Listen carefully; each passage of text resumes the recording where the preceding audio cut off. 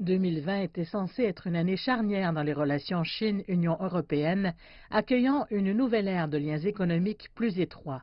Mais la pandémie du coronavirus a fait des ravages. Lors de discussions présidées par le Centre des politiques européennes à Bruxelles, l'ambassadeur Zhang Ming a déclaré qu'en dépit des récents défis, il y a une chance de reconstruire les liens pour faire avancer leurs relations. Bien sûr, le Covid-19 a apporté des complexités et de nouveaux défis aux relations Chine-UE. Qu'est-ce qui devrait être fait? Traiter correctement les complexités et transformer les défis en opportunités. Les commentaires de l'ambassadeur Zhang surviennent quelques jours après un sommet virtuel Chine-UE auquel ont participé les plus hauts niveaux des deux parties. L'accent était mis sur la politique commerciale et économique ainsi que sur le changement climatique et les industries numériques.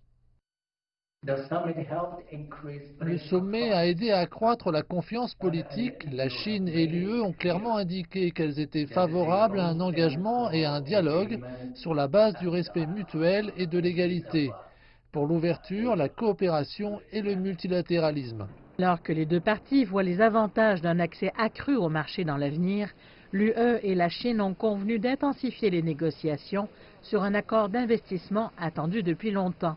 Mais il y a encore des points de désaccord et les deux parties voient des obstacles au commerce. Les efforts de la Chine pour s'ouvrir sont grandement reconnus, mais l'Europe semble aller dans l'autre direction.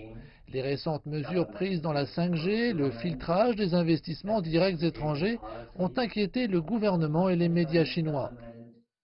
Les responsables de l'UE disent que Beijing doit aller davantage vers des conditions de concurrence équitables et vers un accès plus large au marché pour les entreprises européennes en Chine.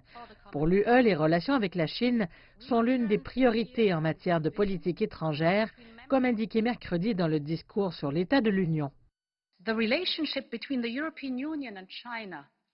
La relation entre l'UE et la Chine est à la fois l'une des plus importantes d'un point de vue stratégique et l'une des plus difficiles que nous ayons. Sur le plan économique, il reste encore beaucoup à faire sur l'accès équitable au marché, la réciprocité et la surcapacité.